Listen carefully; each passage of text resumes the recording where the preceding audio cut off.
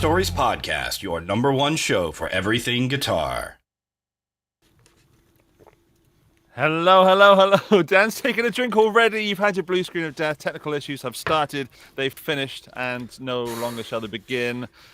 Episode 83. Welcome, everybody, to the show. If you're listening to the audio version, please be careful with what you're doing, because this show is going to be a banger. If you're with us live, then welcome. Speaking of welcome, hello, Dan. Hello.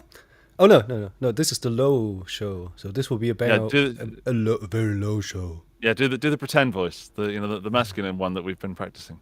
Okay, so episode 83. This is gonna be a low one. Extended. We're talking about extended range guitars and. I get it. Heavy stuff, right? Yeah. Yeah, I didn't get it. Sorry, you didn't get it. Wasn't switched on. No.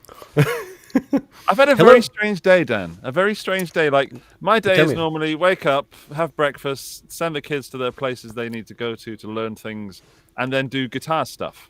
Okay. But today, it started with pancakes, then I went ice skating, then I went and had some Asian food that was rather nondescript, then I had a donut that cost me €6, then we went to 2 different cemeteries, then I had goulash and cake at my girlfriend's mum's house. Then my daughter exploded the squirty cream everywhere, and it went absolutely over everybody and the walls. Okay. Then we came home, and the kids were so exhausted they cried, and then decided to do some colouring, and colouring fixed everything. Now they're in bed, and I'm down here freezing, talking to you. That is a very strange day. That's normally like a month of activity in a few hours. Yeah. It sounds stressful. It sounds like a lot of fun, but also like a lot of stress. I stressed myself out recalling it. Actually, I feel a bit stressed now. I feel I need a little calm down. Yeah. Did you do some kind of Halloween activities with the kids? Yeah. I like to put lights and music outside my house, and normally a smoke machine, but that broke this year. And really scare the children that come and ask. And actually, can I be grumpy and old man for a moment? Please do that, everybody. Of course. We had youths come, teenagers, youths, and they weren't in costume, and they asked if they could have some sweets, and that annoyed me. So you mean they didn't even try it a little bit? No, not at all. And I'm not. When I said that annoyed me, I don't think I actually got over the emotion that really annoyed me. Did you tell them to get off your yarn? Yeah. No, of course I gave them the sweets. I'm not an a-hole, but 3 of them came. They had a beer in their hands. And they went, Susasaurus, have you got any sweets? I'm like, where's your costume, mate? Yeah, here you are. Have a little chew bar and get on your way. That's sad. Yeah. I'm so glad I got that out. Whew. Yeah, fits much better. I got that out before Andrew gets here, because I don't want to get grumpy when Andrew's here. That's not fair. Yeah. Andrew's a nice guy.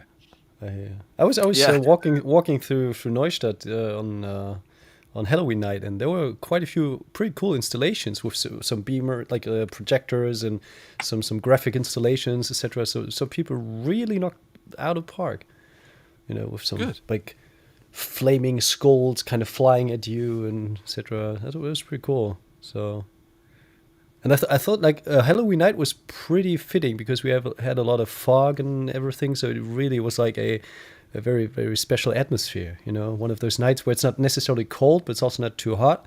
And then you have that foggy, misty kind of atmosphere, and you can almost cut the air.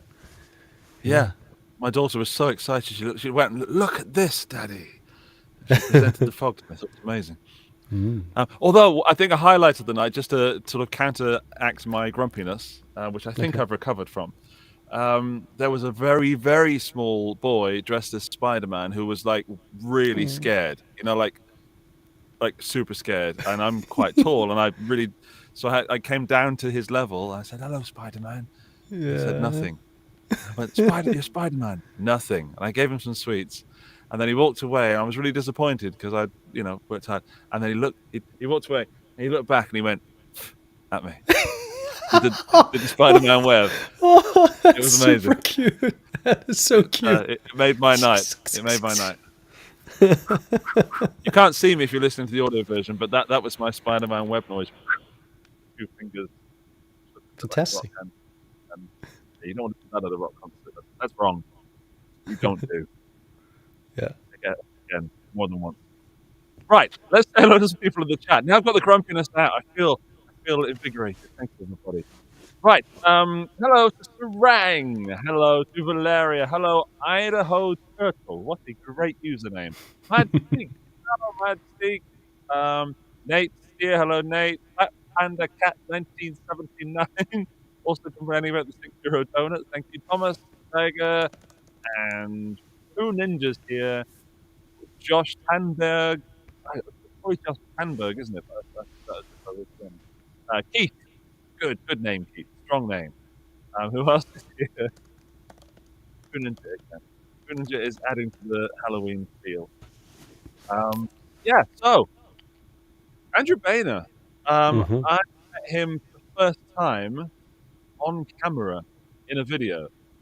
So we kind of said hello a little bit, and then we met the first time really where you actually exchange words and emotions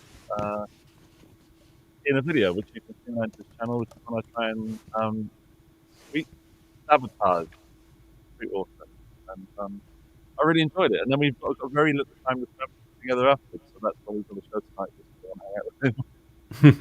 Okay, Eddie, just a sec. You're very choppy on my end as well, and our viewers say the same. It kind of happened like pretty rapidly. Oh dear! No, it's much very better. little I can do.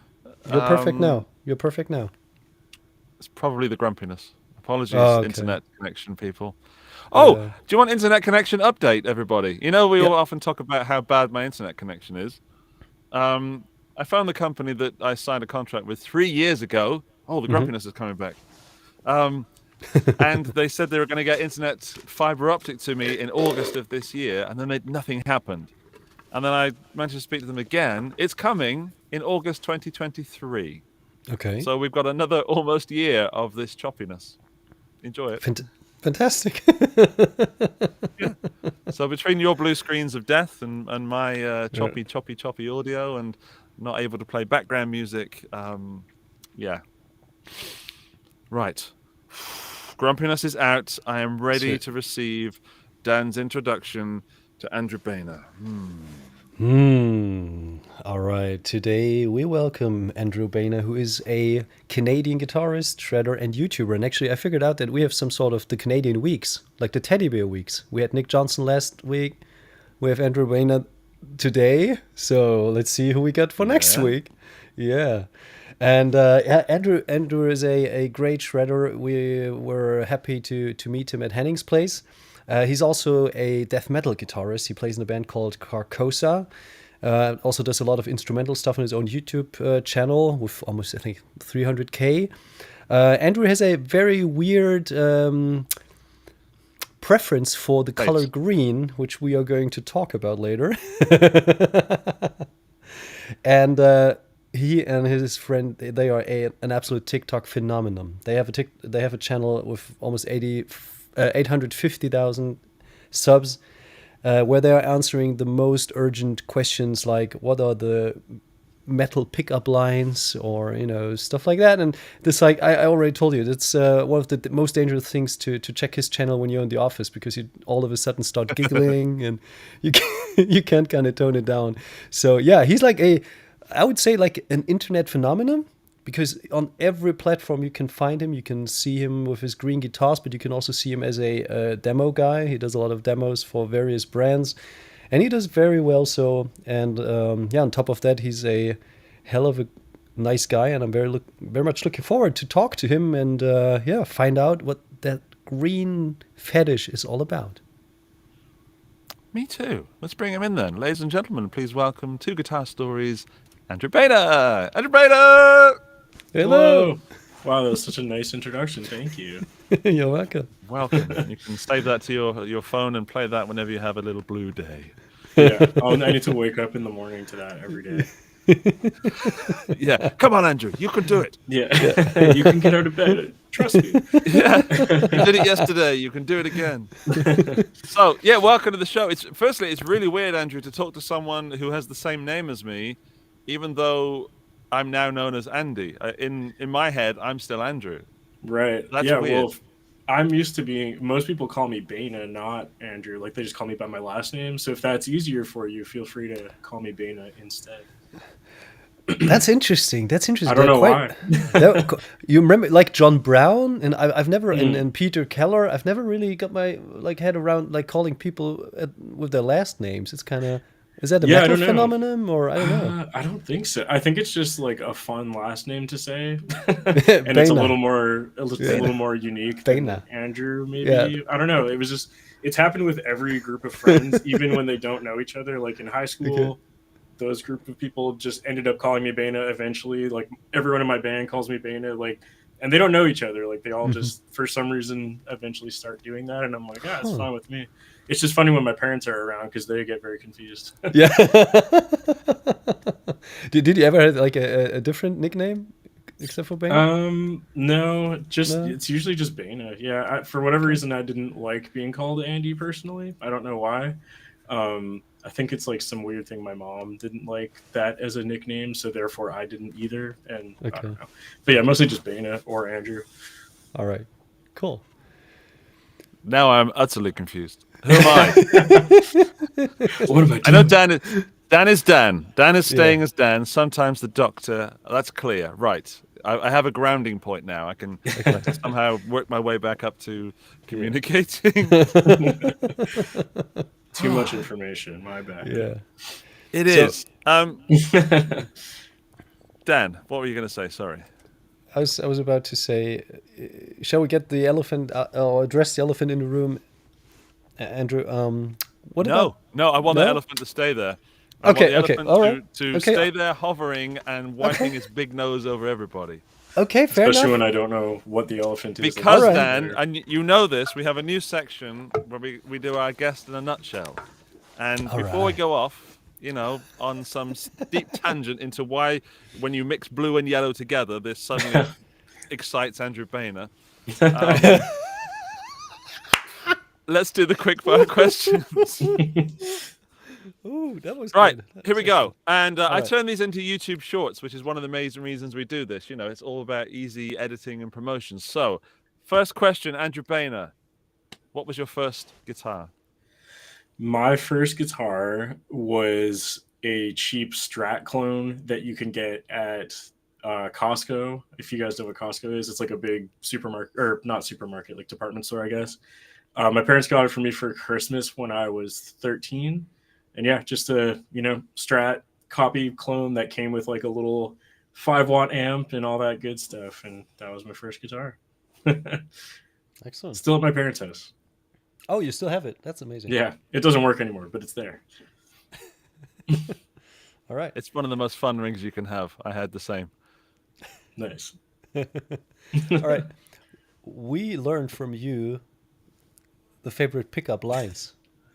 But what's your favorite pickup? Oh,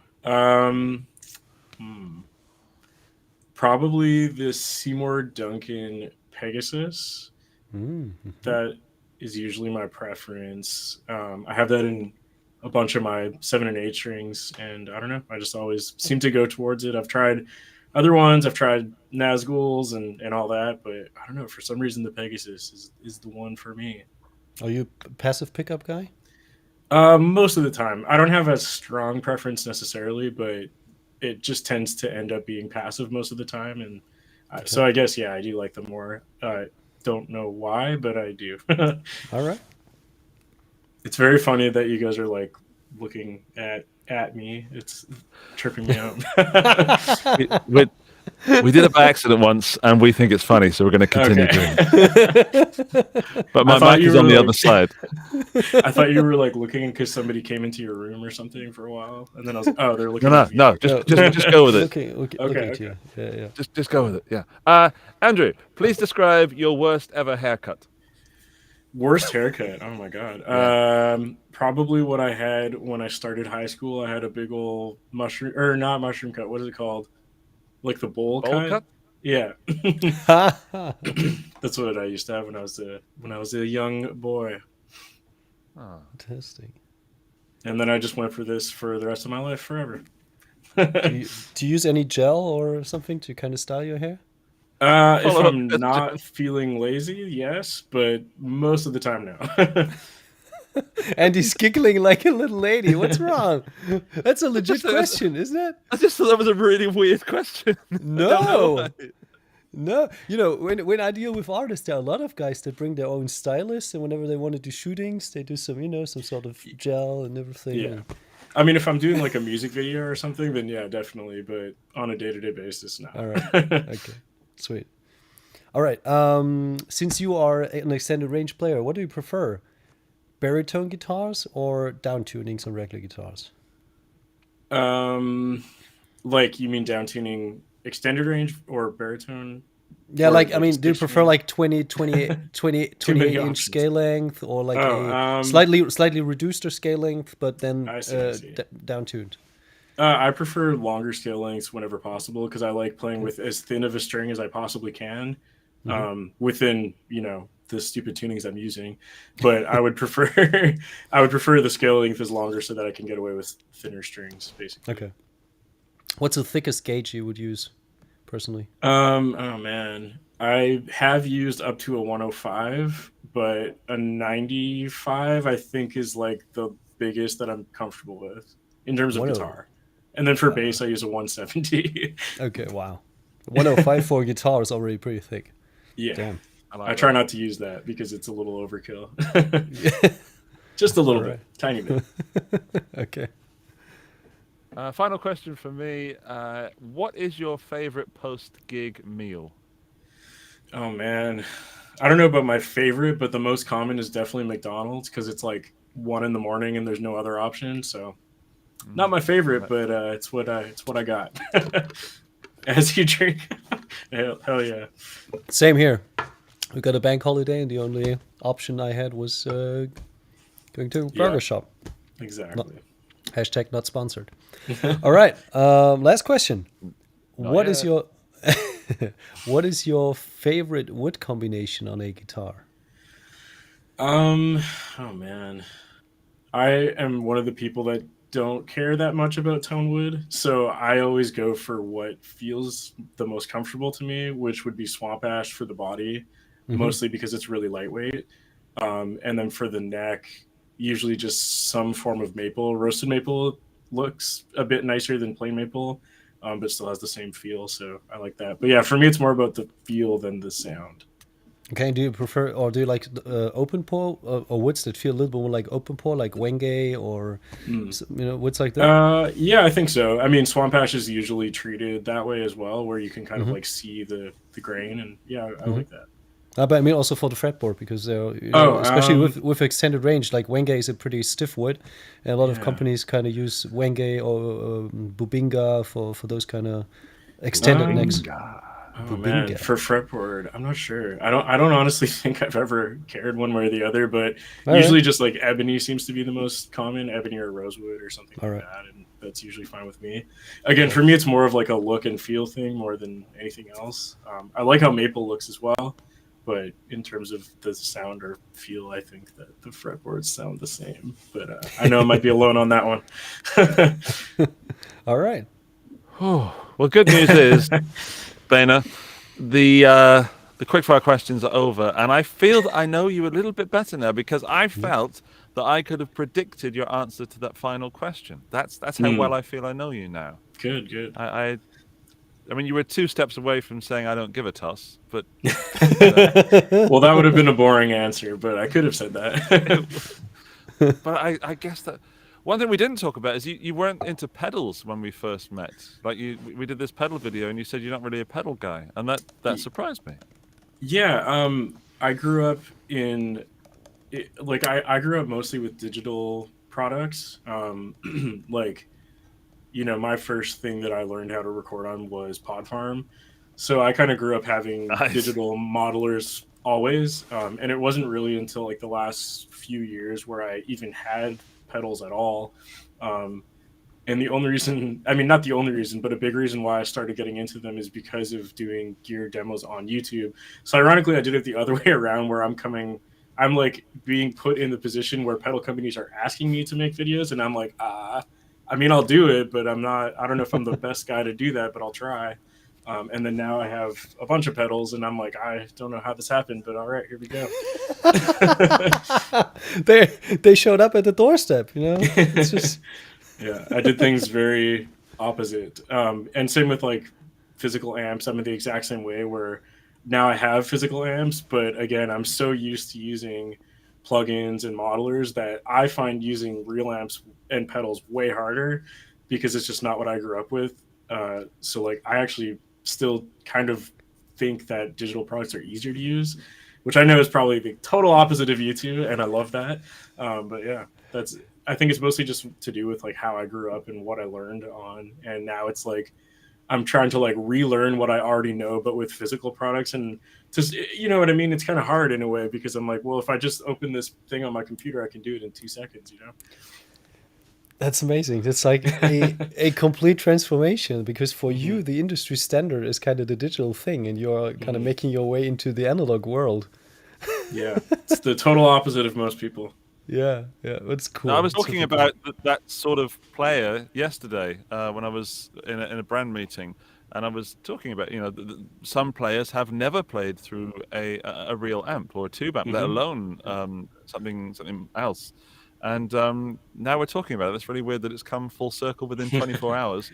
I'm your guy. And I feel like you're being apologetic, and I don't think you need to be. I think whatever you love, and I kind of suck at the software stuff, because I fiddle too much, whereas I should probably just, you know, load up a preset and slightly adjust it. That's pretty much what I do. Honestly, like, I mean, if I can find one that I already, if I find one that already sounds good, like, I don't know, I have no shame in just using that. No. Like, why should I spend an extra 3 hours messing around with settings if I can do this and it sounds amazing immediately? Then I'm like, all right, well, I'll just go with that. Good. Right, I need to learn from that. Stop twiddling virtual knobs so often.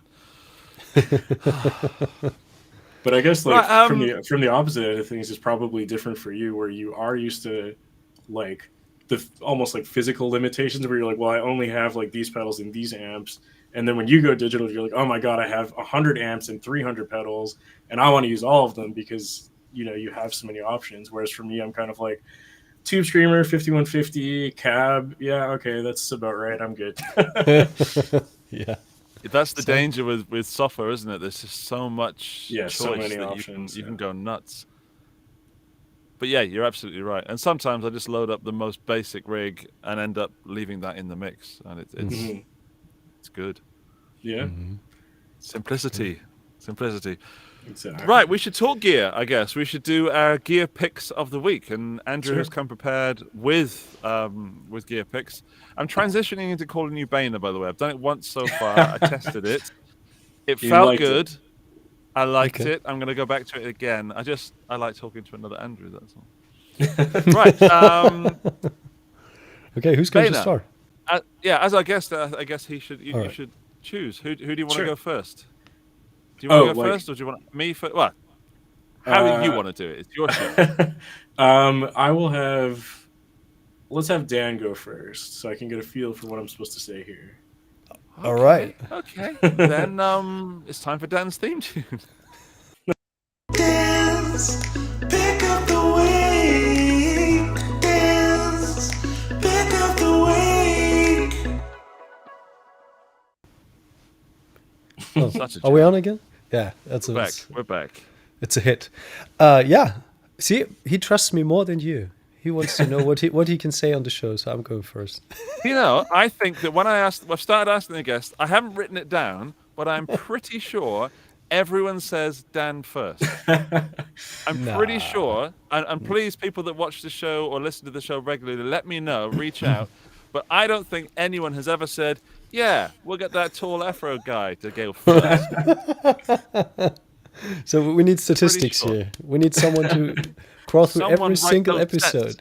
Yeah, I want to see the stats. All right, talking about pedals, by the way. I gotta give you a little bit of rundown of what happened. I had a rough time or a hard time to kind of figure out what I was supposed to pick because that was a shitty week. Synchronized drinking. Sorry, Dan. Andrew and I just drank at the same time. That was super weird. Amazing. It's because we have the same name. Yeah, BFFs forever. So, so it was kind of tough to decide on something. So I picked like the most uncommon, the weirdest thing that I could find, and that is the KHDK reissue of the Annihilator pedal, Frankenstein's Annihilator pedal. So, Misfits fan, of course, there are plenty of guys that love the Misfits. I love them myself. And what I really dig about the pedal, and I said it's a reissue. Hello, Andy. It's a reissue of the original Annihilator. And that pedal glows in the dark. And you really got to give kudos to the guys in Prague, to KHDK, to that they kind of come up with those kind of weird ideas of having cool graphics and glow in the dark pedals. Also, if they do a reissue of a pedal, I'm digging the idea to kind of come up with a new graphic on it, because usually the big companies, they always try to, maintain in that realm and, keep the CI of the pedal. And KHDK, they just say, Dave Karen and his boys, they just say, fuck it. We just go with something new. And the pedal sold out immediately. I think it was like $300. It's got, it's like an octaver. It's a boost pedal. It's also a blender, so you can dial in a plethora of tones. And I checked out a couple of videos of the pedal, and I was really skeptical at first, but I ended up liking it a lot. And I actually was thinking that it would fit on Andy's board very well. Yeah. So that's my pick of the week. What price are we talking, Dan? Come on, give me price. 300. 300 smackaroonies for a glow-in-the-dark pedal. Yep. Like basically 3 channels. It's an interesting pedal. And I think it's also limited edition. It comes with a COA. They made 250 pieces. So that's always nice that, you've got something special. And that's how they get you. That's how they get you, of course. See, now I want one. And now I can't have one. I want one. Scarcity. Everything's limited edition until it sells out, and then they release it again because it's sold out.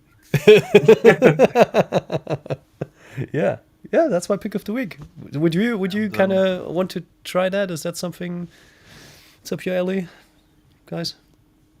Yeah, I mean, I think it is pretty cool. There's this is like a super specific example, but there's this I guess metalcore band called Knocked Loose, and they do this thing where only on the breakdowns they throw in like an extra octave fuzz thing, and that pedal looks like it would do that. So that's what I would probably use it for. And also it's glow in the dark and it's green, so there's that too.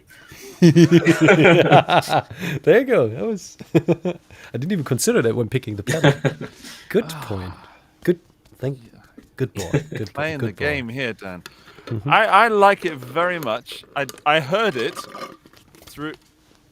Sorry? I heard it through Dan's phone, through Dan's microphone before we started the show, and how our brains have somehow managed to understand what things actually sound like through all that filtering through phones and stuff. I think it might actually sound quite good, like in real life. But I enjoyed, even though I heard it through those different filters and across the internet. Through 3 different layers of. Yeah.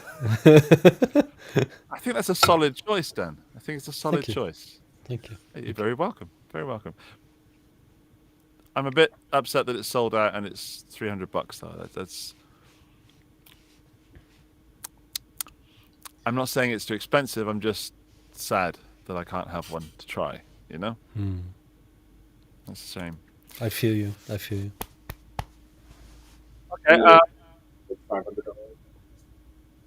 Do you want to go next, then, Andrew Baena? I'll go for the full name there. You sound like different every time. You sound like his mom when he's done something wrong. Do you want to go next, Andrew Baena? It's your turn in the bath, Andrew Baena. Right. Yeah. Please, our wonderful guest, Baena, Andrew Baena, would you go next with your pick? Sure. You have a guitar, right? Yes. So the one that I picked is one of the new guitars from Solar Guitars. They release a new guitar like literally every single week, which is crazy. I don't know how they do that, but I digress. So they released kind of like an Explorer. Well, you can see it on the screen there. It's a 7-string Explorer style guitar, super bright neon orange, which is like the next best thing to neon green. So that's cool. Yeah, so it's a signature model from somebody whose name I'm not sure how to pronounce. I think it's Marzi Montezeri. I don't know too much about this artist. I looked into him like very briefly after I saw the guitar because I thought the guitar was really cool, and it seems like he's like a Texas shredder who's in a band called Heavy as Texas. He's like an Iranian guitarist. He said that the finish has something to do with like his Iranian heritage, which is cool. Again, I don't know enough to fully explain that, but just seemed like a lot of thought went into the build, and it just looks really cool. And it's pretty rare to see like 7-string Explorer style guitars. So I always think that, especially with like extended range guitars, so often it's just like the same super strat over and over and over. Anytime there's like an Explorer or like a different shape, I always think it's cool.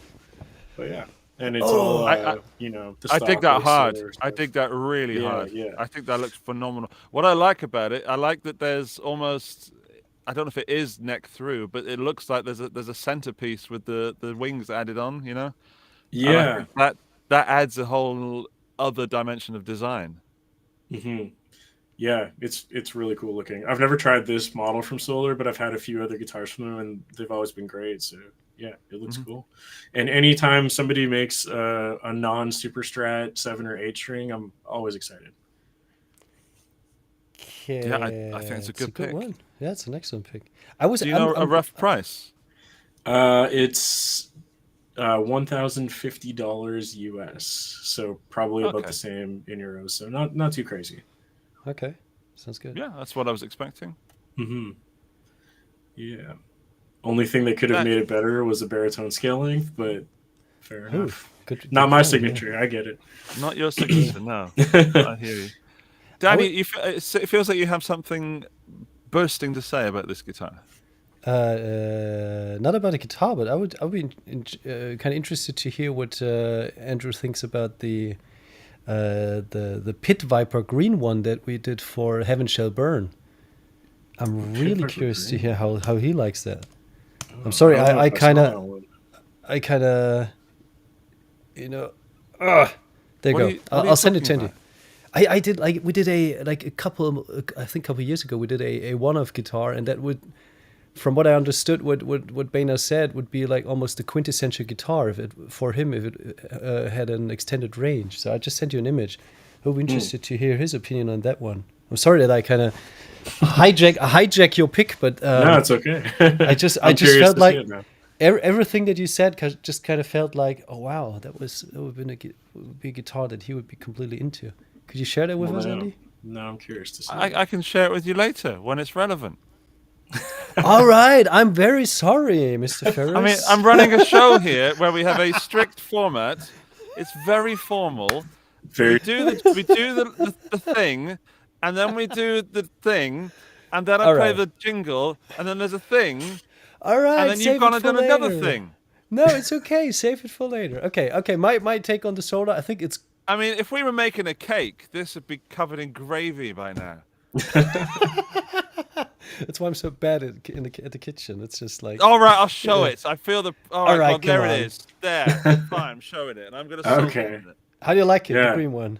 Yeah, that's sick. The red pickups are a little much for me personally. Like the red versus green always makes me think of Christmas, that color scheme. But other than the pickups, guitar. I love the shape and the color. Obviously, that looks awesome. All right, yeah, cool. All right, I really like it. Yeah, you're welcome, Dan. Thank you for sharing. Yeah, whatever. The only thing I kind of that doesn't quite fit to me. If you could show us the solo again, it's like the angles of the like it feels like a little bit like the horn, the horns and wait, you know is it? That almost as if it's a little bit off, almost like the LTD ones. They look pretty similar. So, yeah, maybe they I'm had so to change used... it because copyright or something. I don't know.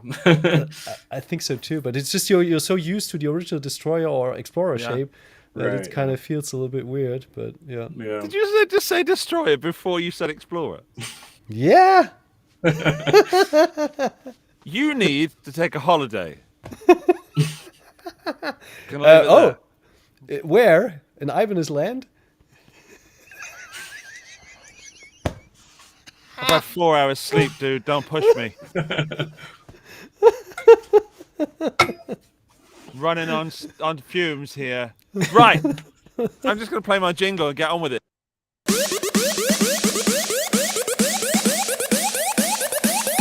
Andy's Pick of the Week. Right, I've picked. It's not a guitar. It's like, you have matter and antimatter. I've chosen an anti-Ibanez just to cancel out the Ibanez we just shoot.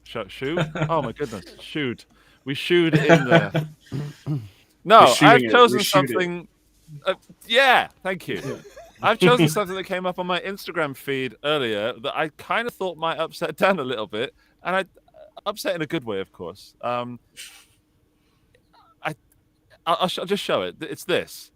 It was from Vintage Guitars, which are always difficult to search on the internet. Weird. And I think Dan's reply was, "What's that? A Les Paul, an RG, and a butt ugly SG Explorer thing." That was paraphrasing slightly there. That was spot on. That's exactly what I said. Thank you. I'm pretty sure that's what you said.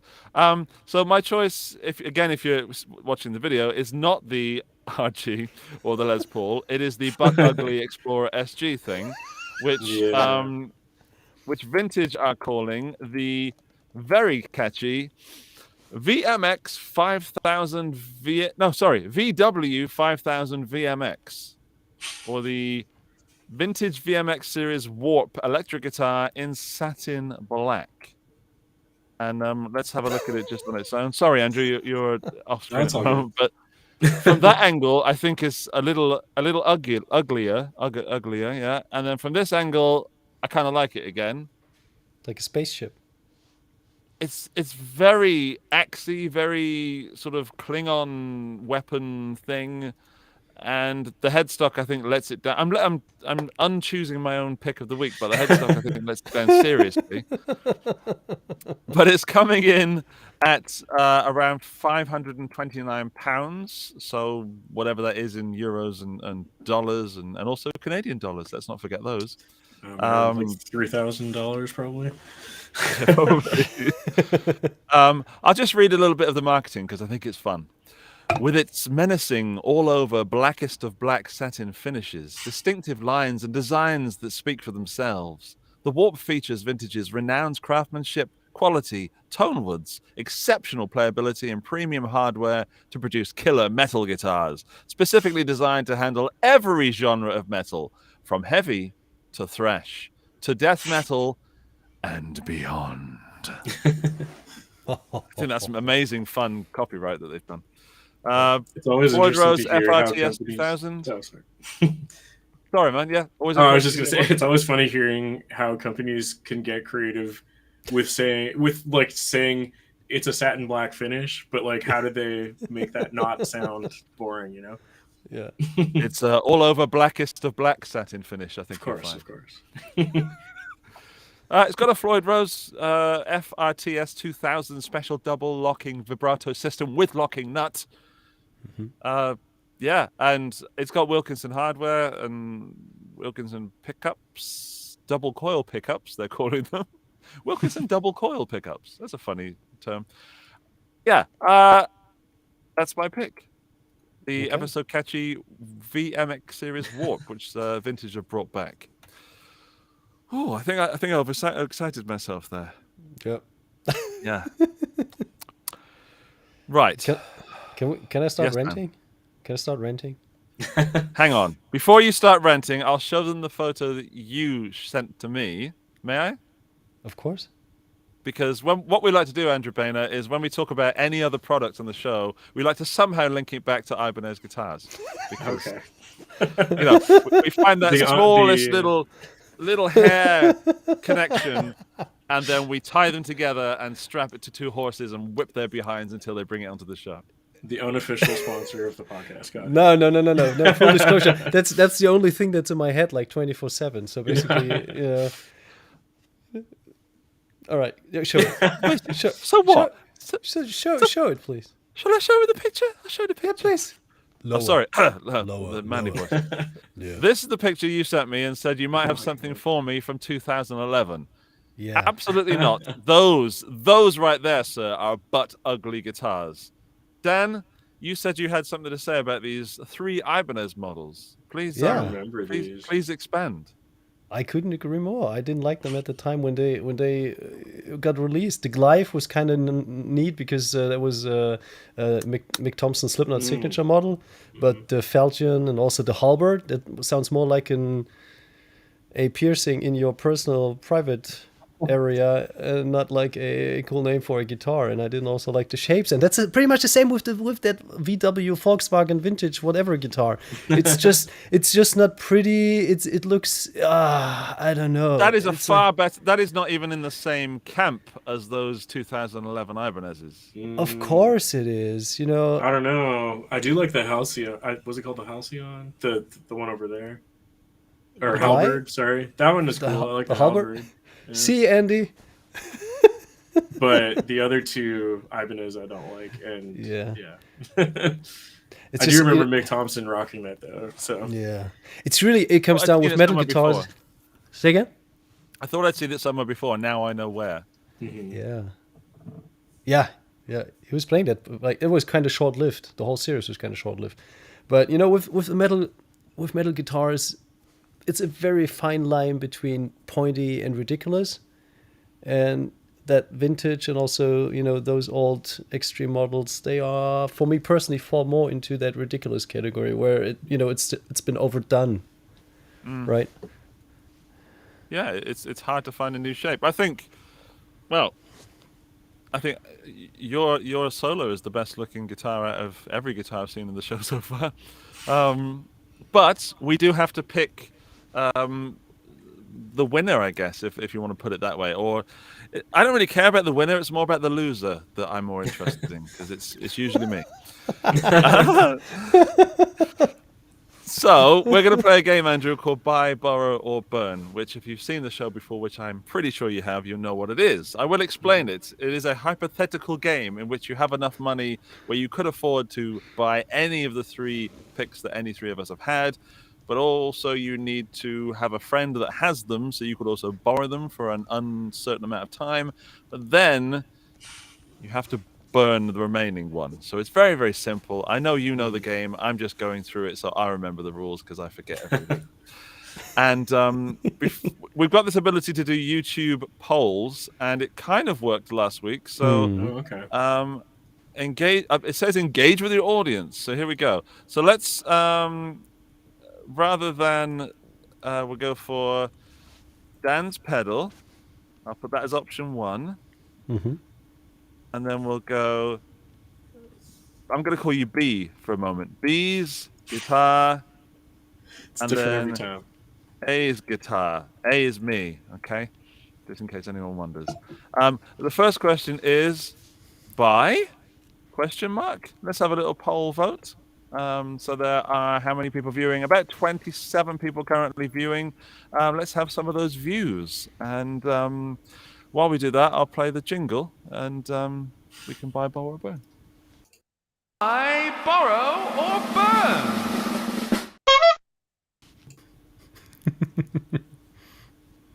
Please tell me Dan is the only one that's voted so far. All right, because Dan's pedal wasn't 100% then.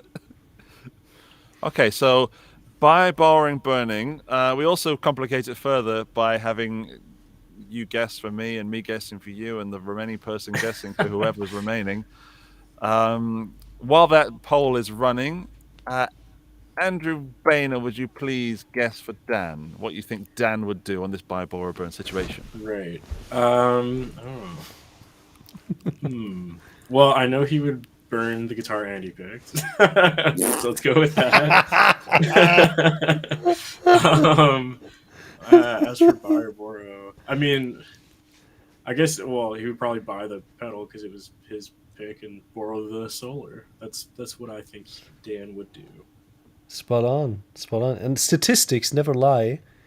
And apparently, we're kind of gravitating into a direction where Dan's pedal is actually like almost 50%.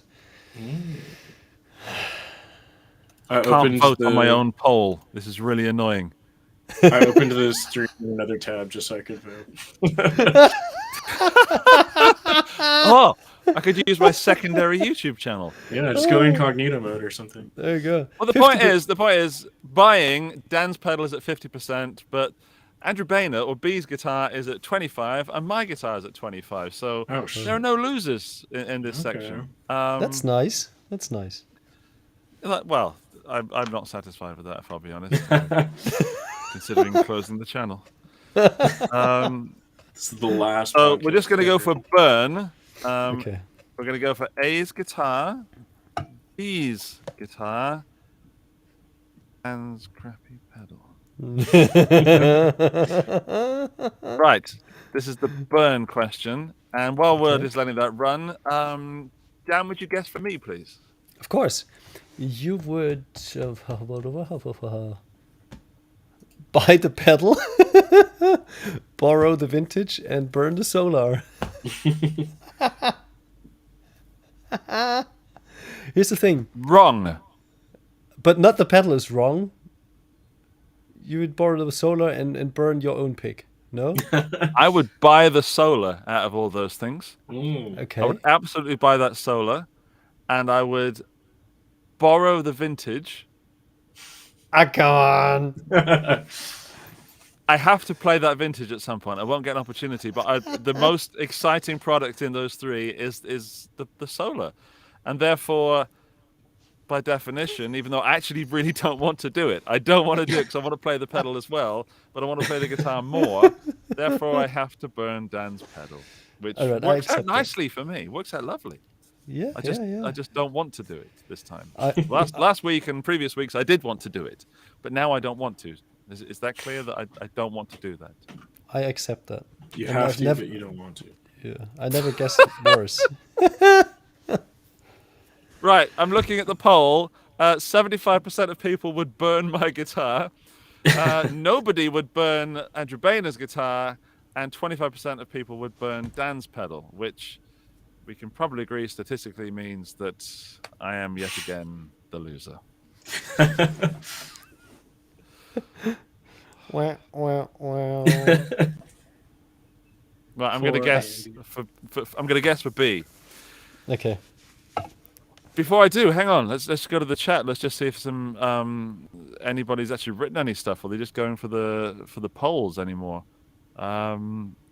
Valeria would buy the Frankenstein pedal, borrow the Solar, and burn the Buzz Lightyear wannabe guitar to infinity and beyond. You've changed, Valeria. You've changed.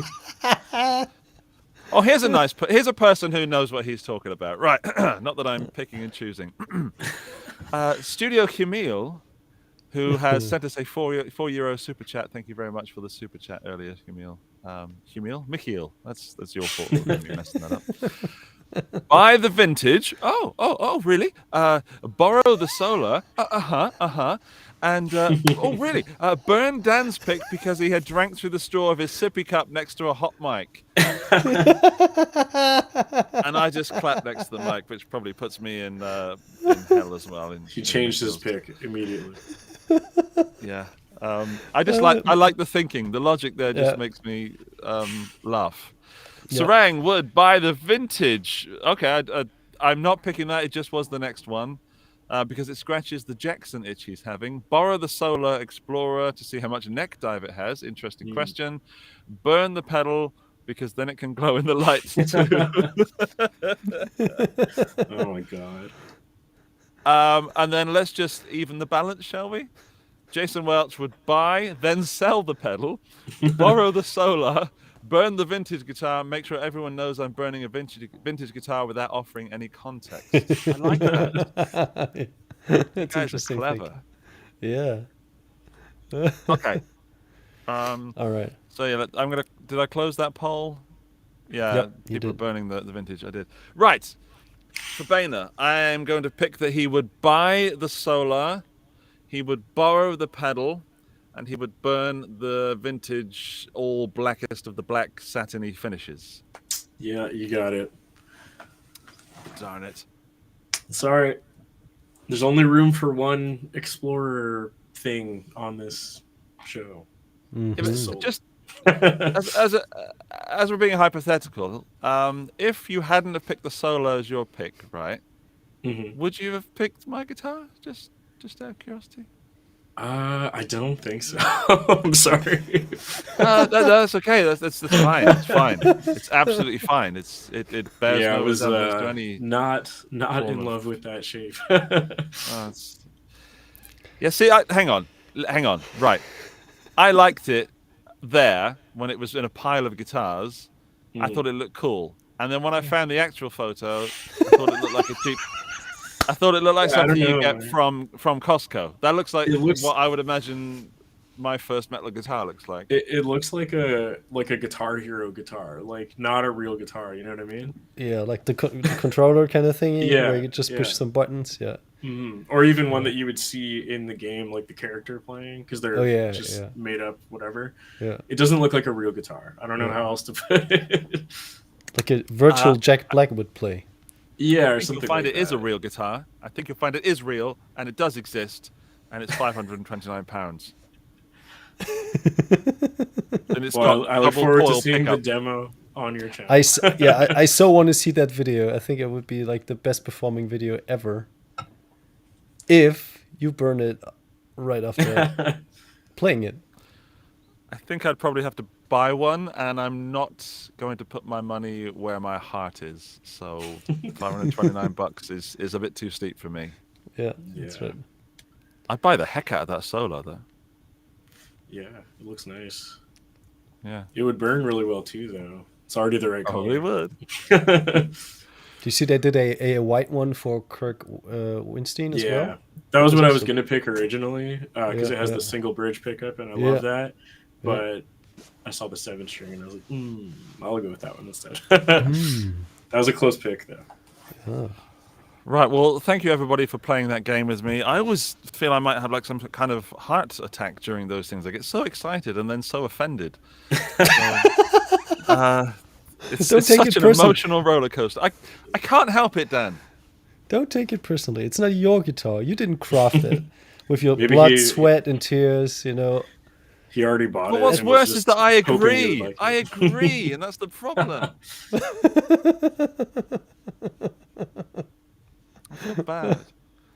Oh. Right. I want to know more about Andrew Baena and his band Carcosa, and has it got anything to do with that lovely, lovely fuzz pedal? So let's find out. First question. Has it got anything to do with the fuzz pedal, the naming of your band, Andrew Baena? It does not, but I do have that pedal because I found out there was a pedal called that after our band, and I was like, well, I have to buy that, obviously. I've never used it in any recording, but I haven't. Okay. Actually, that's not true. We did use it in one song as like a third guitar layer that you can barely hear, but it's there. Okay. But I was like, we have to use it at least once. Good. Well, thank you. That's kind of all I wanted to know. So I'm done now. Dan, over to you. So yeah, I would be interesting to hear how long does the band already exist? Was that like the first venture and then the whole YouTube thing came afterwards, or like what was the order? Yeah, it's the band has actually only existed since 2020. We released our first song in June 2020, so during like the peak of COVID. But we had already we basically, like, the four of us were already in a different band before this one, and we had been doing that for quite a while. I think we were doing it for like 7 years or something like that. Various lineup changes, but two of us were the same the whole time.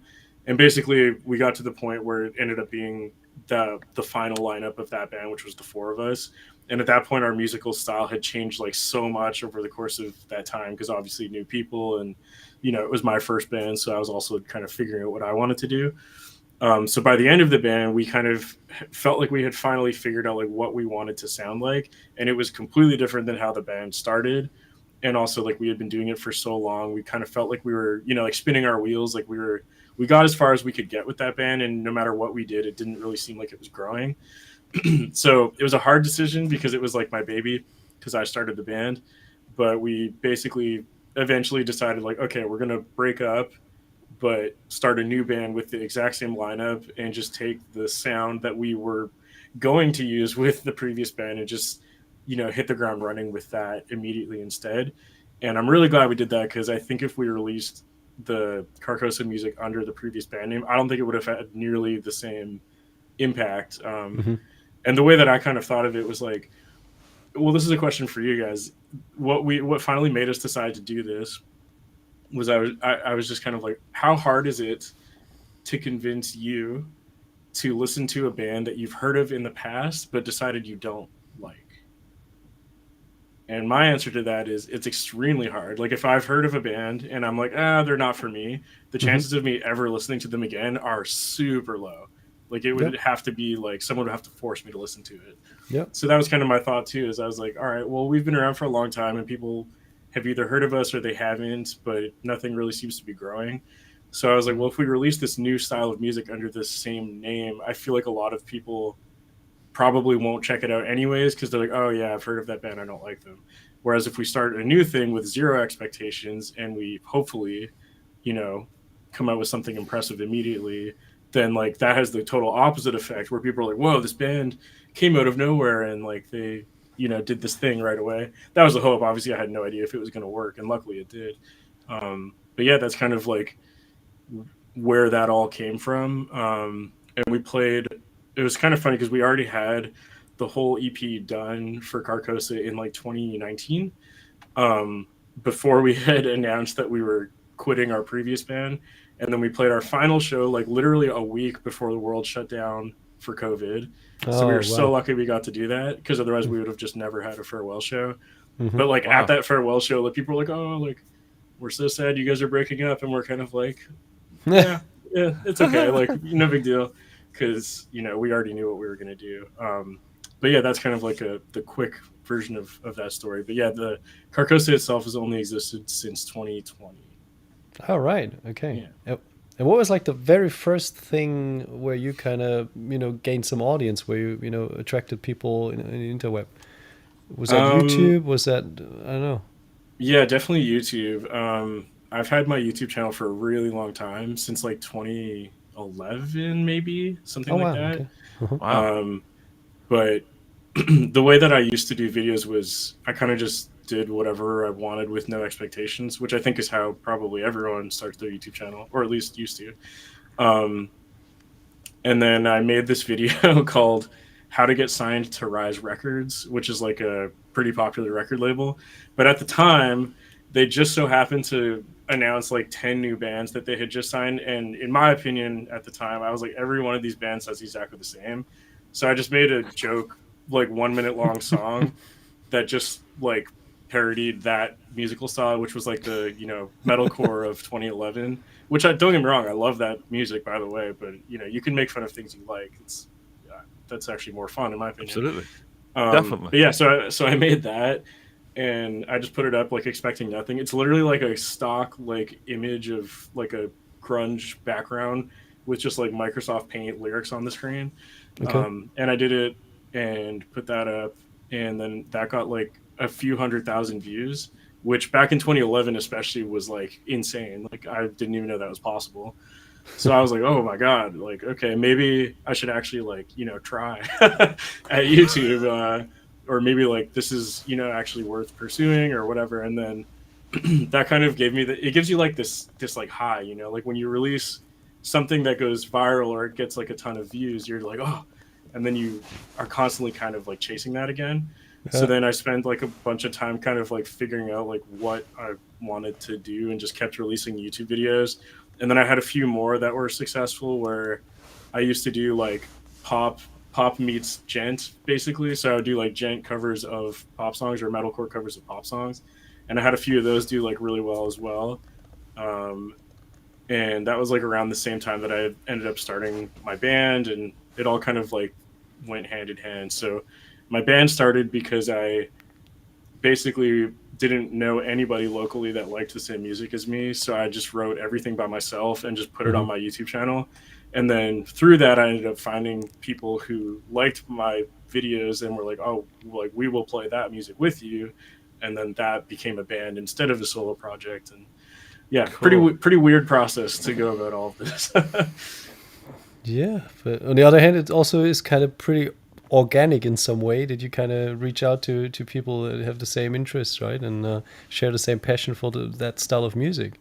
Yeah. Like I would literally just go to local shows by myself because I just didn't know anybody that liked the same music as I did. And then when I would go to those local shows, like it wasn't very often, but every once in a while there'd be like one or two people that'd be like, oh, like I've seen you on YouTube or whatever. And I was like, oh, really? Like to me, I was just like, what the fuck? Like that's crazy. And then a couple of those people were like, oh, if you ever want to, you know, have someone to play music with or you want to jam, like let me know. And that's kind of what made me be interested in pursuing that. Because at the time I was like not even thinking of doing a band or live music at all. I didn't really think about it until our show promoter asked me if I wanted to play a show. And I was like, well, I can't because it's just me. Like that would make no sense. And then I kind of, you know, worked on it from there and made it into a band. And here we are. Great. That And seems yet- so backwards to how most things, like there are so many bands out there trying to get shows and like so many people starting bands, and yet you're waltzing in here getting offered shows without even having a band. And that is equally refreshing and frustrating to me. Yeah, I mean, I hope it's, I mean, I definitely don't mean it to say it in like a, you know, I'm not like bragging or anything. No, absolutely. I was just as surprised as anyone else would be because that wasn't even necessarily my intention. But yeah, I mean, that's kind of what forced me to think about even starting a band in the first place, which is, I'm glad that did, because otherwise I probably just never would have even tried to be in a band, I don't think. Yeah. So it's a weird way to go about things for sure. And yet your most or your largest channel, the channel with the most exposure, is your TikTok channel. Yeah. How can you fill us in? How do you build a successful TikTok channel? Man, I really wish I had some advice, but much like me stumbling my way into being in a band, I feel like TikTok was the exact same situation where literally all I did was I was already doing these videos on YouTube, like a long form, you know, like 3-4 minute video where it's me and the vocalist of my band, Johnny, and we would just scream things that were funny because I don't know, I was just like, it was literally the dumbest idea. I was just like, what if we just do a video where we scream, but it's jokes? Like that was the extent of the idea. It was very, very little thought. It's brilliant. It is so brilliant. And I put it on YouTube. And on YouTube it did like okay, like it got like, you know, 10-20K, and I was like, hey, that's pretty good, I'm happy with that. But it wasn't like necessarily like viral. And then when TikTok came out, I was like, oh cool, like everyone else, I was like, oh man, like another social media platform that I have to use. Okay. I was like I mean, I guess I might as well just make one because like I could kind of see, like I knew that it was going to be a big platform because I saw every other genre other than metal was already using it. And anytime you see that, you know that metalheads are going to be the very last people to do it because they hate new things. Excellent so I was advice. like, Excellent yeah. So I was advice, like, hey, well, you know, worst case scenario, nothing happens. Best case scenario, if this platform grows and every other band starts using it, like my hope was like, well, when all the other bands start using it, hopefully I will have a head start. So I just did it because I was like, I don't know, let's see what happens. And literally all I did was I took those 3-minute videos and I just cut them into 3 videos, so 3 1-minute videos instead. And I just put it on the platform, and that's all I did. And then I woke up one day and one of them had like 10 million views, and I was like, oh, all right, I guess this is worth doing. And then, you know, 3 years later, now there's hundreds of them. Oh yeah. Yeah. But so unfortunately not like, oh, sorry, go ahead. No, I was going to be, I don't be too sycophantic, but they don't get, I don't get bored of them. As Dan said earlier in the show, it's dangerous to open up your channel and your TikTok account at work because you can just lose yourself. I can watch just not, I don't say all of them, but many of them, too many of them, and I'm still waiting. Like the breakdown, when you do the breakdown and then you do the pickup lines, I'm still like, what's it going to be? You know, it's that element of needing to know, and I think that's a perfect format for what you're doing. It's just so entertaining. Yeah, well, thank you. I mean, we almost feel the opposite way when we do them now, especially because we've been doing them for like 3 years. I'm kind of like, I don't really know why people keep watching these, because to me, I'm like, it's the same video every single time, but also it works every single time. So I'm not going to stop doing it, because that would be like shooting myself in the foot. But also, like, every time we put one up, I'm like, I don't, like, it's the same video over and over. Like, why do people like this? But all right. Because people like familiarity. We love familiarity, but there's that we don't know what's coming, you know, because it is exactly the same. You're right. But, you know, we all watch Marvel movies and they're all exactly the same, you know. Very true. Very true. We eat food that's exactly the same. We have comfort things. And I know that when I have a spare moment that I can invest in some wasting time on TikTok, I know that it's not going to be an actual waste of time. When I watch your videos, it's going to be something that's going to make me chuckle. And at the very least, you're making people happy. Well, that's good to hear.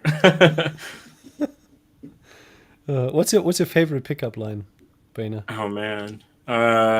We've said some ridiculous ones. Am I like? Do you guys care about swearing on this? I can't remember. No, I feel like I've already sworn anyway. We've already passed that post quite a while ago. Perfect. I think my favorite one, just because of how shocking it was like, what I don't remember exactly how it went, but it was like, let's play war. You lay on the ground and I'll blow the fuck out of you. And I was just like, oh my god, it's ridiculous. It's not just your. Sorry, Dan. It's not just your pickup lines. It's the way you both react to them. You're like, oh my god, and you comment on your own disgust or your own shock. Also, like you're dancing, you're kind of lost in the music. It's like you're really invested in that. It's. Is it a one take thing, or do you have to do several takes? Yeah, well, it depends. There's some where we like mess up, so we'll do pretty much like what we do is I print like a sheet of like however many there are, like usually it's 4, I think. So I have like a printed thing of 4, and we just like put it on the like underneath the camera on the tripod, and then we do it in one take. Like the screaming is all done like on the spot, but like sometimes we'll mess up and like we'll forget a word, or like Johnny or me will be laughing like way too hard and we just like don't end up saying the line at all. So we end up, so like there's a couple times where we'll do them like a couple times in a row, but most of the best ones are usually the ones we just do in one take and it's our first try. But you know, a lot has to go right for that to actually work, you know. Yeah, Baena, I'm really curious to know if stuff like you're on the top of my to-do list, if stuff like that would work at the metal concert. Oh man, I don't think I would ever actually say any of those in real life to anybody. And I don't think anybody should. There are actually quite a few women that comment. There's the Wicked Witch that says, this never disappoints, man. I live for these. Or just me imagining this entire video is directed at me specifically.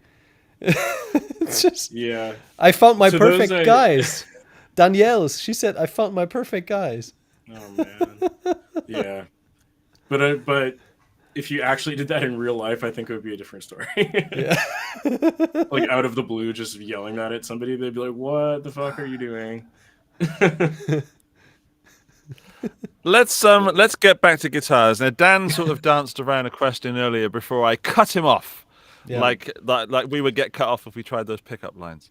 And Dan, I believe, has a burning colored question for you. Yeah. Why do you prefer that blend of blue and yellow? No, why the green? What's the whole thing about the green? Is that has that always been your favorite color, or is it just that in that metal context it kind of stands out? It's pretty much like where my obsession with it started was actually with an Ibanez, which you'll be happy to hear, through what I think you guys call it, the LNG finish. Is that correct? Yeah, LNG. So one of my favorite bands after the Burial, one of their two guitarists, Justin Lowe, who unfortunately passed away, rest in peace to him. But the first time I ever heard an 8-string guitar was actually not Meshuggah. It was with After the Burial. And that was the first time I had heard like any guitar that was that low tuned in my life. And I was just like, what the fuck is that? Like, how do you make that noise with a guitar? And then I looked them up, and then he's playing like a lime green, neon green 8-string. And I was just like, that is like the coolest thing I've ever seen and heard, because I'd just never heard music like that before. And that's pretty much where it started. So I would grab it, but I'm like all plugged in right now. But I have like an Ibanez RG 852, which is the Prestige one, that actually had like custom refinished in like the same, LNG color that Justin had and all that. And yeah, I don't know. That's kind of where my obsession with both like 8-string and neon green started, I would say. And then there's a few other guitarists who come to mind who usually use neon green that I just always thought it looked really cool, especially on stage, and especially for metal. Like at the time when I was growing up with it, like it seemed like every single band always had like all black everything, and I was like, yeah, that's like cool, I guess, but that made those people who used those really, really bright neon colors stand out way more, because it was like, you'd go to a show and see like 5 bands, and every single band was using like some kind of Strat, and it was probably black, and they did the thing, and I'm like, yeah, that's cool, it's cool, it's cool. And then this band would come on, then they're using like all bright, like neon green, neon orange, neon pink, and I'm like, whoa! It just like that to me stuck out in my memory way more than any of the other finishes that I was seeing, especially near like that era of metal. Again, like I was talking about with extended range, especially like with 7 and 8 strings, like when I started getting into that, there was like no options. Like you could only get, basically like 2 or 3 companies made a 7 or an 8 string, and it was definitely black, and it was definitely a super Strat, So anytime I saw something that wasn't that, I was like, oh yes, like more of that, please. But yeah, that's pretty much where my like obsession with green started. And then the reason it continued, ironically, is because I think just on YouTube, like I didn't really necessarily think about it. It was just something I liked, so I just happened to have a lot of green stuff. And then people on YouTube kept commenting like what you just asked, like, why are you obsessed with green? Like, why do you like green so much? Why do you like green? And over and over and over. So the more people asked, the more I just went into it. So I just basically played into the meme, and I would basically like not explain myself, but just get more green shit and just keep going harder and harder and harder at it. So that's always been my thing, is like if I see something that people mention enough, then I'll be like, okay, like that's a thing people are picking up on, so I should do more of that. And it was the same theory for green. And it's even just from like this probably makes it sound like smarter than it actually was, but from like a branding perspective, it's come to the point now where, because I did that, anytime any company releases anything that's green and a guitar, like I will definitely be tagged in those comments. I'll definitely be tagged.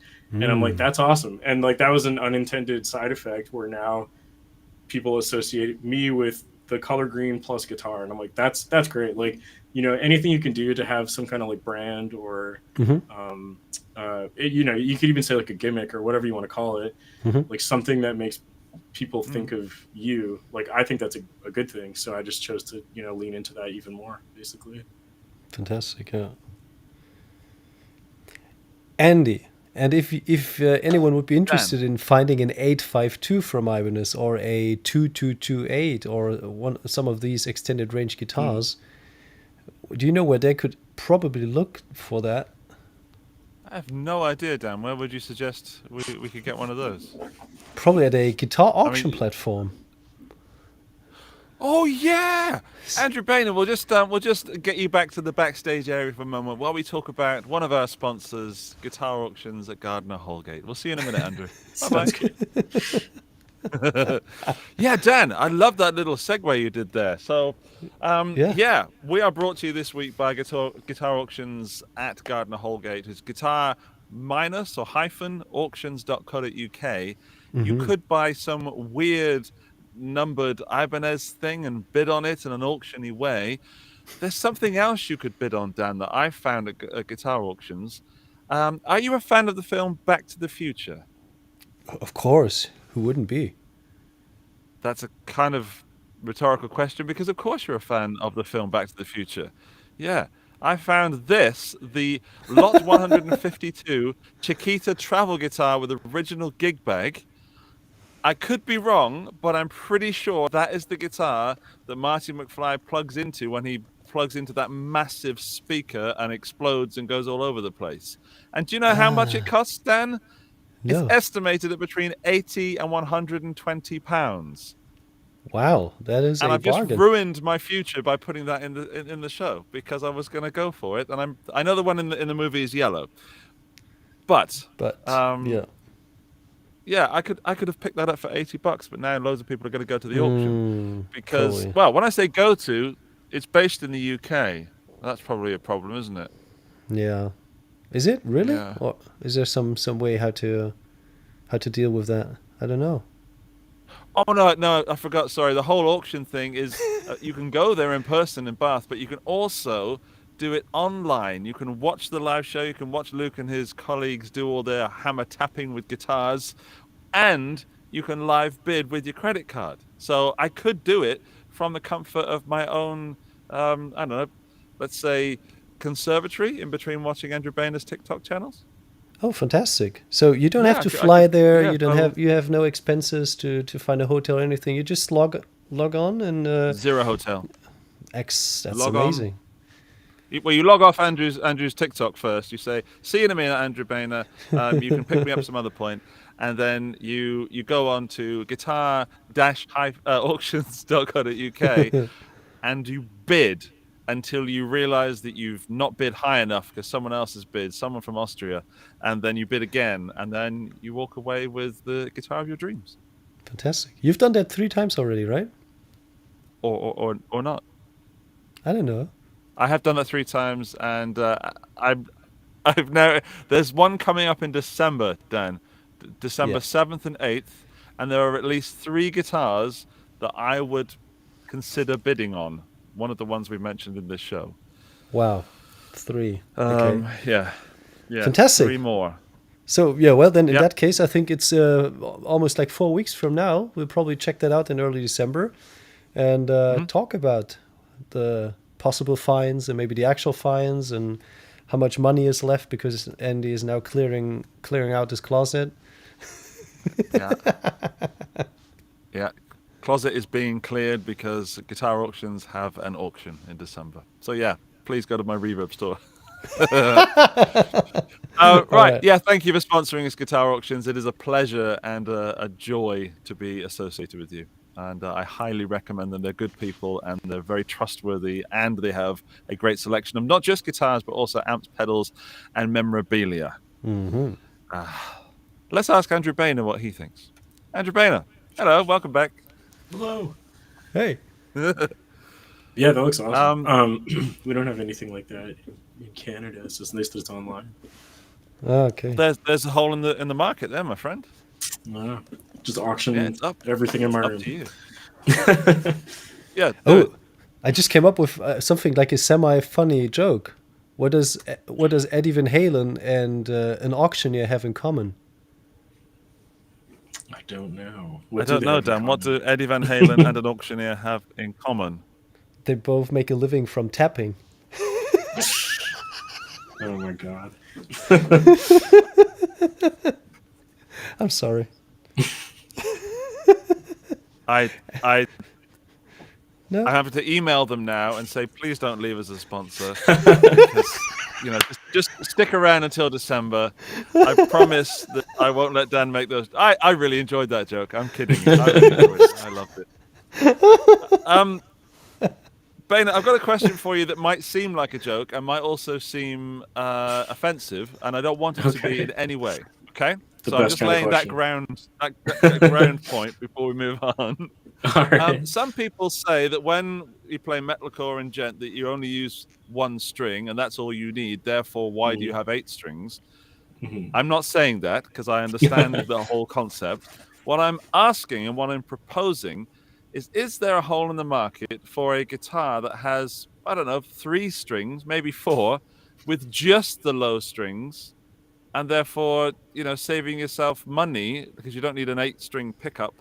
And could you get by, or so could some, and I'm not doing you, I mean, generally No, I get speaking, you. could we get by with like a 4-string guitar? I think you probably could. There's actually, I don't know if you've seen this, but there's like a PRS that is exactly that. It's the signature from Wes Borland, the guitarist from Limp Bizkit, because they have a song. I can't remember which song it is. I think it's Nookie. Yeah. Mm-hmm. And it's first of all, it's crazy because that song came out in like 1996 or something, like quite a while ago. Mm-hmm. But it was probably like one of the first songs ever that had a guitar tuned down to like F sharp, and like nobody really realized at the time. But yeah, he's playing like a weird like 4-string PRS, and yeah, it's tuned down to like a 8-string. I see it. Yeah, it's pretty cool. So yeah, I mean, you could. I think that we're actually seeing that right now with like the kind of like rise in popularity of baritone guitars, which is a 6-string but just longer scale, so you can tune lower. I get asked that more specifically a lot, which I completely understand because, yeah, I mean, like, I'm the same way. Like, I usually don't use all 8 of my strings. Like, usually it's, like, the bottom 5, and then, like, if I'm using the top ones, it's for, like, ambient notes, if anything. Mm-hmm. And I think the reason why I started doing that is for 2 reasons. One, again, like, when I first saw, like, after the burial and stuff, they were using 8 strings. So I was like, oh, the only way to tune low must be to use that. So therefore I want that, just because, like, I didn't really know anything about gear at the time. But now, knowing all the things I know and like baritone and all that, like if I was just learning how to do stuff now, I probably would have started with the baritone 6 instead. But I'm at this weird point now where like, I don't want to stop playing 8 strings because I have so many of them. And also like with Carcosa, like probably like 70% of our music, you probably don't need the top 3 strings. But then, we have those like 1 songs here or there that do use them. So then I'm like, oh, well, I can't go back to using a baritone. But yeah, I don't know. I actually have a video kind of about this coming out soon, but I don't know. My opinion on it is always kind of just like, I just don't think it really matters one way or another. Like, even if your reason is as simple as like, I think 8 strings look cool, like that's good enough for me. Like, it's, I don't know, it's whatever.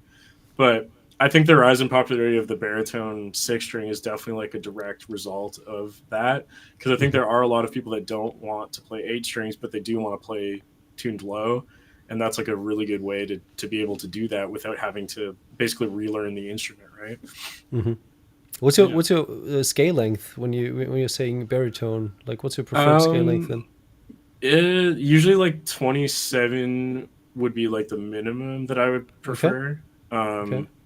And then like up to 30, it depends what it is. Right. Like I have a bunch that are all over the place, but like 30 inch is really good if you want to tune like stupidly low, like C sharp, like 0, like the 9-string tuning. Mm-hmm. But for like 8-string ish tunings, that's usually like 27 inches, which is good for me. So somewhere between like 27 to 30 is usually my preference. All right. Okay. Yeah. And do you still remember what your first baritone guitar was? Oh man, it probably was my 8-string, which I also have in my hallway, and it doesn't work either. But I had like a, I bought like an Ibanez RG A8, which was like at the time the cheapest available 8-string, which was not cheap, especially when I was younger. I think I got it used for like $600, and I was like, oh, this is like all the money I have. Mm-hmm. But yeah, at the time, again, like I didn't know anything about baritones. I was just like, it has more strings, therefore I can tune lower. But those were also 27 inches, so it was both, I guess. Mm-hmm. But for like a baritone 6, I don't know what my first one would have been. It probably was like the baritone Squire Jazzmaster. Oh, okay, interesting. Which I still have. Yeah, that's probably the first baritone 6 that I have. You have one? There. Yeah. There. Oh, nice, dude. Do you know those are like super valuable now? Yeah, I got it for €250, and then then found that out like years later, and I would never sell it. It's one of those instruments that is just so good. It's such a sick guitar. Yeah, I used to have that one, and now I have the black one because I thought the black one looked a little bit better. Oh, this is ugly. This is so ugly, which makes it so much better. But those ones are worth even more. The ugly ones. Yeah, that's Agligla finish, I think is the finish. Antigua, yeah. Yeah. Yeah, I think that was the first baritone 6 that I had. Sweet. Well, thanks for indulging me. That was a genuine question about the lower string guitars, and I think there should be more of them because, I'd buy one. I think I'm now tempted to look at that PRS, but that PRS must be crazy expensive. Oh yeah, it's not a production model, unfortunately. There's a pretty interesting episode out there. It's called Long Distance Calling, where Paul Reed Smith is calling some of his artists, and just recently they released an episode with Wes Borland, and they were talking about the guitar, and I think they are saying that it's not a production model, but you know, they're kind of bantering back and forth if it could be a production model, because I remember quite vividly, Andy, we had I think that was a pick. I think the Borland guitar was a pick of the week from mine from several months or even years ago when that first got released, because I think as an SE version, make it like $1,200-$1,500, that would sell like hotcakes. Well, that really brings back memories. Yeah, it's so niche that it's like it could go one or two ways, right? Like either a ton of people are going to buy it or nobody's going to buy it. Yeah, but now, especially now with Limp Bizkit and all those kind of new metal bands being on vogue again, it kind of felt just right to get that guitar. You know, everyone is coming back. Sum 41, Blink 182, Limp Bizkit.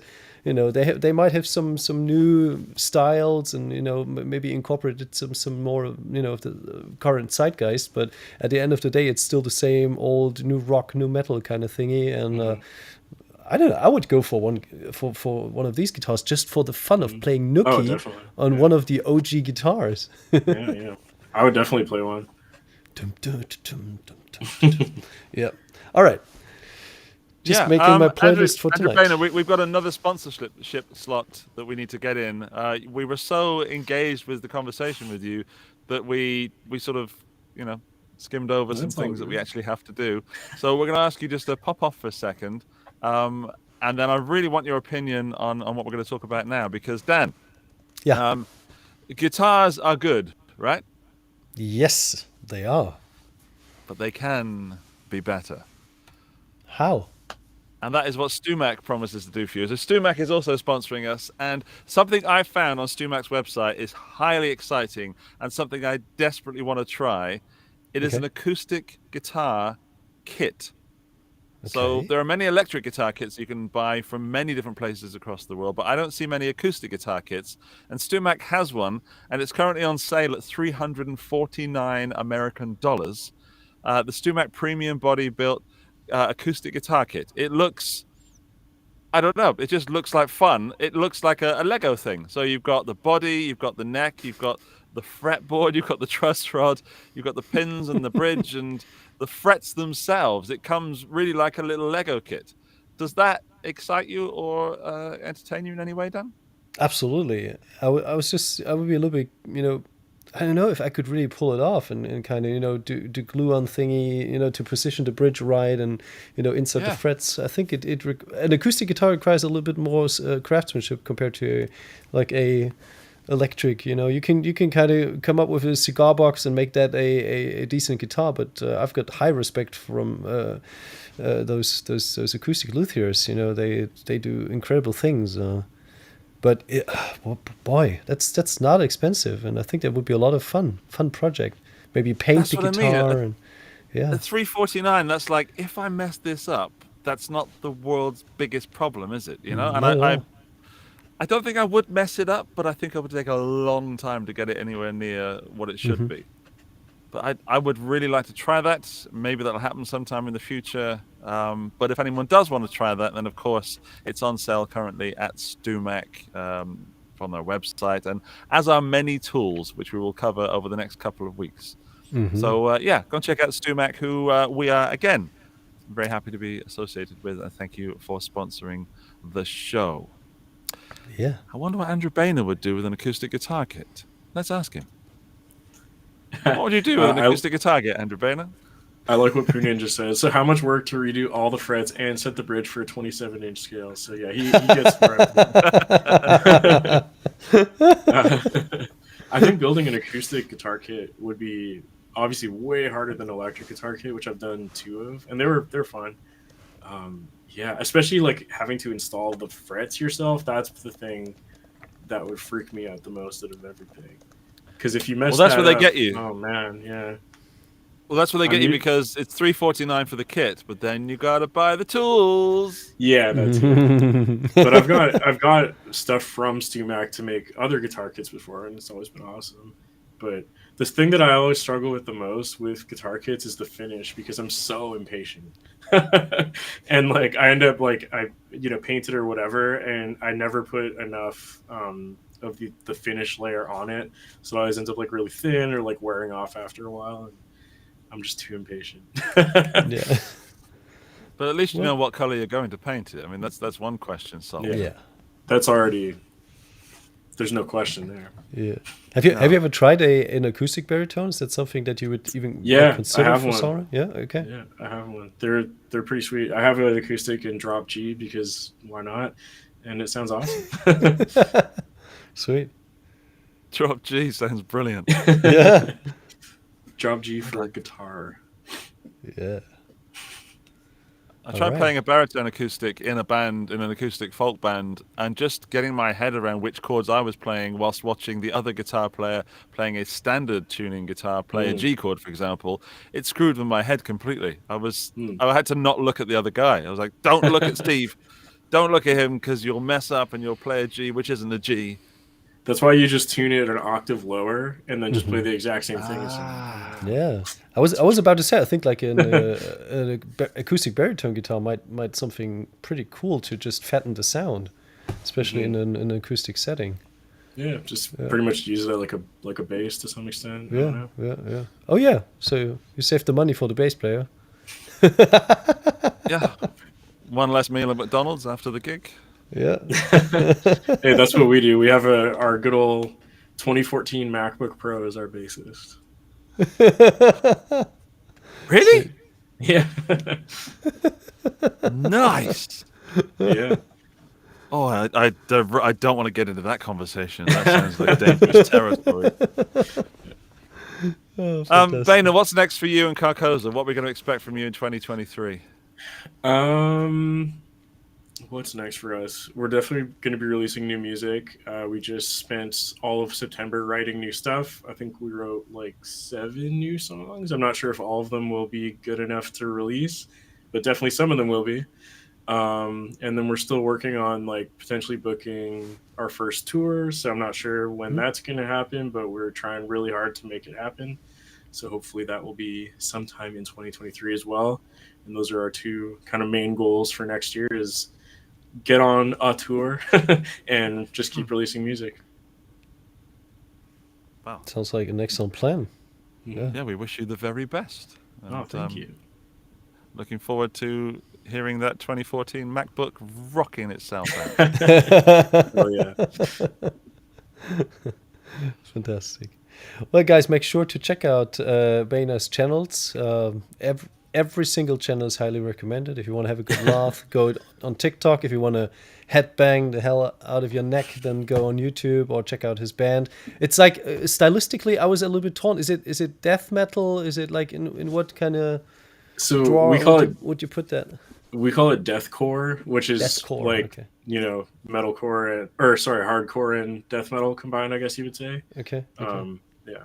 I'm always So it's confused. There's too the many names. subgenres. I don't know. Yeah. It's we hard. go with deathcore. Yeah, it's hard. It's loud. It's screamy. Yeah. Has It's like good. a weird logo that you can barely read. Yeah. It's a good indicator. Yeah. Fantastic. Yeah. All right. Well, Right, and of well, course, Yeah, that's it. That's the end of the show, everybody. We've got to go and let that man go and make some wonderful TikTok videos so that when I have 5 minutes in the next couple of weeks, I can be purely entertained. Perfect. Yeah, man, thank you for joining us. It's been a pleasure Yeah, talking thanks to for you and having me. catching up. and hopefully we get to see each other in person some point in the near future. Yeah. Dan is just going to ask everyone to leave us 5-star reviews and wonder if anyone has done since last week. I didn't get a notification, but I figured out that it depends on the country you're registered in. So there might have been a nice American or South American guy who left us a rating, but sometimes you don't get notifications. So, anyways, if you enjoyed the show, if you enjoyed Baena being on the channel, if you enjoyed Nick Johnson last week or the guest for next week, just make sure to grab your phone or your wife's phone, your mom's phone, your dad's phone, or your dog's phone, and leave us a 5-star rating on iTunes. You can even, leave a little bit of a description and ask a question or make suggestions or whatever. Just 5-star rating. That would be nice. Thank you very much. Yeah, or 6. Go for 6. See what happens. I am going to go and lie down in a dark room and not do anything for a few hours. How's that sound? That sounds lovely. Good. All right. Well, it's been lovely. Cheers, everybody. Yeah. Bye. Thanks for having me. Bye. Thanks for everyone chatting. I saw you. I didn't get to talk to you, but thanks for watching. Bye-bye. Bye.